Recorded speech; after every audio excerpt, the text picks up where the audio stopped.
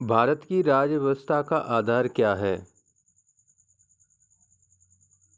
भारतीय संविधान। अधिनियम क्या होता है? एक लिखित कानून, अ रिटन लॉ। ऐसा दस्तावेज जिसके अनुसार देश को सही ढंग से प्रशासित कर सकते हैं, क्या कहेंगे? संविधान। कई अधिनियमों का संग्रह क्या है? अधिनियमों का संग्रह क्या है? भारतीय संविधान। देश की राज्य व्यवस्था का आधार क्या होता है? संविधान। एक अधिकार पत्र मतलब प्रमुख कानूनों का संग्रह क्या है? भारतीय संविधान। भारत का संविधान अधिनियमों के आधार पर बना। वो कितने प्रकार के हैं? वो दो प्रकार के हैं, कंपनी अधिनियम और क्राउन अधिनियम। 1773 का विनियमिक अधिनियम के बाद 20 साल बाद आएगा 1793 का चार्टर एक्ट, फिर 1813 का चार्टर एक्ट, फिर 1833 का चार्टर एक्ट, फिर 1853 का चार्टर एक्ट। लेकिन विनियमिक अधिनियम के बाद भी कुछ अधिनियम आए थे। 1773 का विनियमिक अधिनियम यानी रेगुलेटिंग एक्ट, इसके बाद आया था 1781 का संशोधनात्मक अधिनियम सेटलमेंट एक्ट, और 84 में आया था पिट्स इंडिया एक्ट, फिर 86 में आया संशोधनात्मक अधिनियम सेटलमेंट एक्ट, फिर आया ये दो बार आया, एक बार 81 में, एक बार 86 में। 84 में आया पिट्स इंडिया एक्ट। क्राउन के अंदर 1858 का भारत शासन अधिनियम, 1861 का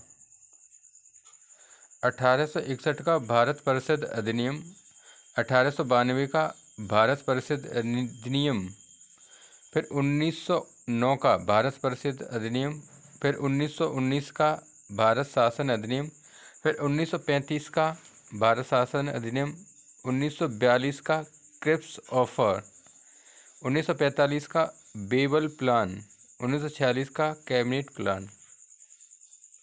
1935 के अधिनियम के बाद कौन सा मिशन आया? 1942 का क्रिप्स मिशन। 1942 के बाद कौन सा प्लान आया? 1945 का बेबल प्लान। बेबल प्लान के बाद कौन सा प्लान आया? अगले साल फिर आया 46 में कैबिनेट प्लान। 1909 से पहले भारत परिषद अधिनियम से पहले कौन सा अधिनियम आया था? 1892 का अधिनियम, भारत परिषद अधिनियम। कंपनी एक्ट, ऐसे एक्ट जो ब्रिटिश सरकार ने EIC को भेजे ताकि भारत का शासन हो सके। ब्रिटिश सरकार ने EIC को भेजे भारतीयों पर लागू होने के लिए। क्राउन एक्ट क्या है? क्राउन एक्ट डायरेक्ट भारतीयों पर लागू हुए थे, इसमें EIC कंपनी बीच में नहीं थी। क्राउन एक्ट क्या है? ऐसे एक्ट जो सीधे ब्रिटेन ने भारत में प्रशासन के लिए प्रयोग किए, जिसमें EIC बीच में नहीं थी। 1600 AD में ईस्ट इंडिया कंपनी बनी। 1600 में EIC का व्यापार था। 1765 में व्यापार प्लस प्रशासन हो गया और 1765 में ब्रिटिश सरकार शासन में आ गई और 1947 में देश आज़ाद हो गया। रेगुलेटिंग एक्ट कब आया? 1773 में। इस समय ब्रिटेन के प्रधान कौन थे? Frederick north. विनियमिक अधिनियम रेगुलेटिंग एक्ट की निर्माण समिति कौन थी? गुप्त समिति। ये क्यों बनाया गया था? ये एक्ट क्यों बनाया गया था? ताकि ब्रिटिश सरकार EIC के कार्यों पर नियंत्रण कर सके। भारत में स्थायी शासन के लिए, कंपनी के भ्रष्टाचार दूर करने के लिए। रेगुलेट एक्ट भारत में क्यों लाना पड़ा? 1765 में इलाहाबाद की संधि के पश्चात EIC के द्वारा बंगाल में प्रशासन की शुरुआत हुई। इलाहाबाद की संधि 2 हुई थी। 12 अगस्त को मुगल ब्रिटिश में, 16 अगस्त को अवध ब्रिटिश में। 1765 में बंगाल में EIC के द्वारा गवर्नर की नियुक्ति कौन था? Robert Clive. 1765 में बंगाल में द्वैत शासन की शुरुआत हुई। 3 प्रेसिडेंसी थी, Bengal presidency, Madras presidency, Bombay presidency. इन तीनों में व्यापार होता था और बंगाल प्रेसिडेंसी में व्यापार प्लस प्रशासन भी होता था। बंगाल में द्वैत शासन का मतलब क्या है? 2 लोगों का शासन। 2 लोग शासन करने वाले कौन कौन थे? बंगाल का नवाब और बंगाल का गवर्नर। बंगाल का नवाब स्थायी शासक था, फौजदारी मामले देखता था। बंगाल का गवर्नर EIC का अधिकारी था, राजस्व प्राप्ति करता था, टैक्स लेता था, टैक्स कलेक्ट करता था। इसको बंगाल का व्यक्ति भी टैक्स देता था और बंगाल का नवाब भी साल के अंत में टैक्स देता था। इस व्यापार में सर्वाधिक फायदा किसको था? गवर्नर को था। लेकिन EIC या ब्रिटिश सरकार को इससे फायदा नहीं हुआ। अच्छा, फायदा क्यों नहीं हुआ? क्योंकि कंपनी में बहुत ज़्यादा भ्रष्टाचार था। 1765 से 1773 इस अंतराल में भारत में बंगाल के गवर्नर के पद पर बैठने वाले लोग रॉबर्ट ने क्लाइव किया पेड़ पे क्लाइम किया। रॉबर्ट ने क्लाइव किया पेड़ पर। इसके लास्ट में आया बारे लास्ट। क्लाइव किया और इसके लास्ट में आया बारे लास्ट। ये दोनों पेड़ पे चढ़ गए ना, क्लाइव कर गए ना, और लास्ट में बारे लास्ट क्लाइव कर गया। तो जॉन कार्टियर आया। जॉन कार्टियर क्या करेगा? कार्टियर तो ये काटेगा, इसने पेड़ काट दिया। जॉन कार्टियर जब पेड़ काट रहा था तो हेस करके आया वारेन हेस्टिंग। हेस करके आया वारेन हेस्टिंग। जब इसने पेड़ काटने से रोका ना, उनकी जान बचाई, तो इसे बंगाल का गवर्नर जनरल भी बना दिया गया। 1765 से 1767 तक रहा रॉबर्ट क्लाइव। 67 से 69 तक रहा बारे लास्ट। 69 से 72 तक रहा जॉन कार्टियर। 72 से 73 तक रहा वारेन हेस्टिंग। फिर वारेन हेस्टिंग को ही बंगाल का गवर्नर जनरल बना दिया गया 1773 से 1785 में तक। रेगुलेटर एक्ट में हुए प्रमुख परिवर्तन। उस समय के ब्रिटेन PM कौन थे? Frederick North. किस समिति ने बनाई थी ये? गुप्त समिति ने। इसमें प्रशासनिक परिवर्तन क्या हुए? बंगाल से द्वैत शासन समाप्त हो गया। बंगाल में नवाब पद को खत्म कर दिया गया। बंगाल में गवर्नर पद समाप्त करके गवर्नर जनरल पद बनाया गया। बंगाल के गवर्नर जनरल के लिए कार्यकारी परिषद बनाई गई जिसमें 4 सदस्य थे और बंगाल गवर्नर जनरल के अधीन कर दिए गए। बंगाल, मद्रास, बम्बई ये अधीन हो। बंगाल के गवर्नर जनरल के नीचे आ गई बंगाल, मद्रास, बम्बई, ये आ गए नीचे। बंगाल के गवर्नर जनरल के लिए कार्यकारी परिषद में 4 सदस्य थे। इन चारों लोगों का कार्य क्या था? ब्रिटेन द्वारा भेजे गए कानून को भारत में लागू करना था। इस रेगुलेटिंग एक्ट के तहत भारत में पहला सुप्रीम कोर्ट बनाया गया 1774 में। ये कोर्ट कलकत्ता में बना था। कलकत्ता में बना था फोर्ट विलियम्स कोर्ट। इसका अधिकार क्षेत्र था 1774 से 1781 तक बंगाल प्रांत के सभी मामले देखते थे। फिर 1781 से 1860 तक केवल ब्रिटिश मामले देखते थे ये। लेकिन 1860 में भारतीय हाई कोर्ट अधिनियम द्वारा रद्द कर दिया गया। इस कोर्ट में जजों की संख्या 4 थी। मुख्य थे एलिजा एम्पे, लिमिस्टर, हाइव, चैम्बर्स। इससे भ्रष्टाचार विरोधी परिवर्तन हुए। कंपनी कर्मचारियों के निजी व्यापार पर रोक। कंपनी कर्मचारियों के निजी व्यापार पर रोक लगाई गई। कंपनी कर्मचारियों पर गिफ्ट लेने पर प्रतिबंध लगाया गया।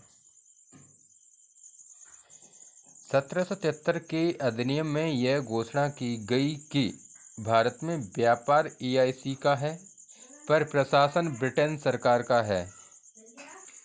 1773 के अधिनियम में यह घोषणा की गई कि भारत में व्यापार EIC का है, पर प्रशासन ब्रिटेन सरकार का है। भारत में व्यापार EIC का है, पर प्रशासन ब्रिटेन सरकार का है। दूसरी, ब्रिटिश सरकार कंपनी के कार्यों का नियंत्रण प्रत्येक 20 वर्ष बाद चार्टर एक्ट द्वारा करेगी। 1781 का संशोधनात्मक अधिनियम सेटलमेंट एक्ट बंगाल के गवर्नर जनरल को अवध उड़ीसा क्षेत्र पर भी कानून बनाने की शक्ति दी गई। बंगाल के गवर्नर जनरल को सुप्रीम कोर्ट 1774 में बना था ना, उसके क्षेत्राधिकार से बाहर कर दिया गया। 3 प्रमुख विवाद। 1775 में नंद कुमार ने 5 लाख की रिश्वत दी वॉरेन हेस्टिंग को कि उनके बेटे को नवाब बनाया जाएगा। 1775 में इस कारण नंद कुमार को SC गए और सुप्रीम कोर्ट ने इन्हीं को फांसी दी गई। यह भारत की पहली न्यायिक हत्या थी। अन्य मामले। 1781 घसीटा बेगम। 1781 चैत सिंह। वॉरेन हेस्टिंग खुरापाती था, इसलिए बंगाल के गवर्नर जनरल के कार्यों का विभाजन करने के लिए 1784 का पिट्स इंडिया एक्ट लाया गया। क्यों लाया पिट्स इंडिया एक्ट इसका नाम क्यों था कि ब्रिटेन PM थे विलियम पिट्स यंग, तो पिट्स इनके नाम पर आया पिट्स एक्ट 1784 में। Pitts India act William Pitts young के नाम पर था। EIC के कार्यों को 2 भागों में विभाजित किया गया। नियंत्रक मंडल, निदेशक मंडल। नियंत्रक मंडल राजनीतिक मामले देखता था, जबकि निदेशक मंडल व्यापारिक मामले देखता था। निदेशक मंडल में व्यापारी थे तो इसमें 24 मेंबर थे। नियंत्रक मंडल बोर्ड ऑफ कंट्रोल में ये राजनीतिक मामले थे तो इसमें 6 सदस्य थे। इन व्यापारियों को वेतन EIC देती थी, ठीक है। 24 मेंबर को वेतन EIC देती थी और 6 सदस्यों को वेतन सैलरी ब्रिटेन सरकार देती थी। ब्रिटिश कोर्ट नहीं, ब्रिटिश गवर्नमेंट देती थी। और नियंत्रक मंडल के जिसमें 6 सदस्य थे, इसके अध्यक्ष थे बंगाल के गवर्नर जनरल, इनका नाम था Warren Hasting. Governor general of Bengal को स्थानीय शासन को समाप्त करने की शक्ति प्रदान की गई। गवर्नर जनरल की कार्यकारी परिषद में पहले 4 सदस्य हुआ करते थे, तो 4 की जगह 2 बढ़ाकर 6 कर दिए गए। 4 कब हुआ करते थे? 1773 में। इस अधिनियम द्वारा वॉरेन हेस्टिंग से व्यापारिक शक्तियां छीन ली गईं, अतः यह इंग्लैंड चला गया नाराज होकर के। इंग्लैंड में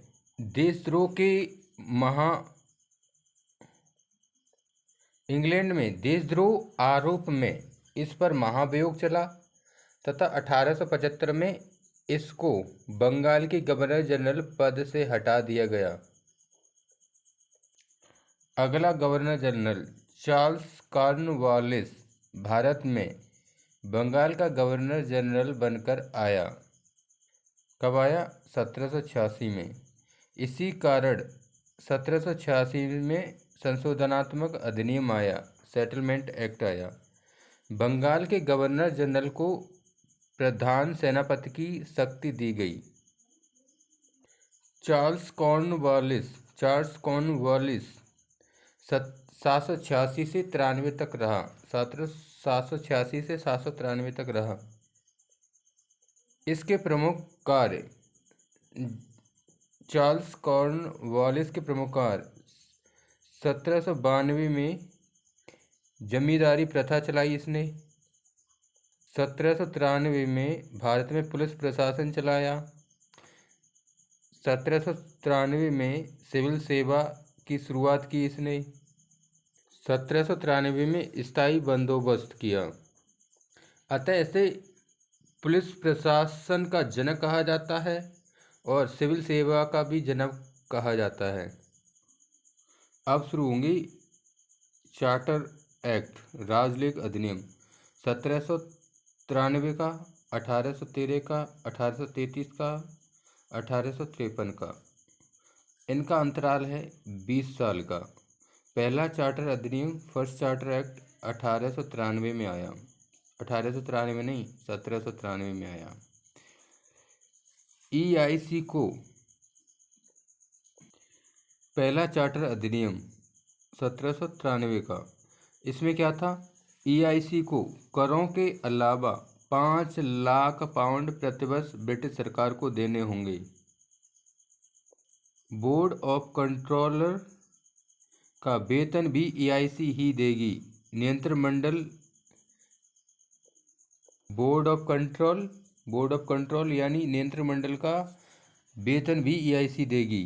राजस्व प्राप्ति तथा न्यायिक कार्य पृथक कर दिए गए। राजस्व प्राप्ति तथा न्यायिक कार्य पृथक कर दिए गए।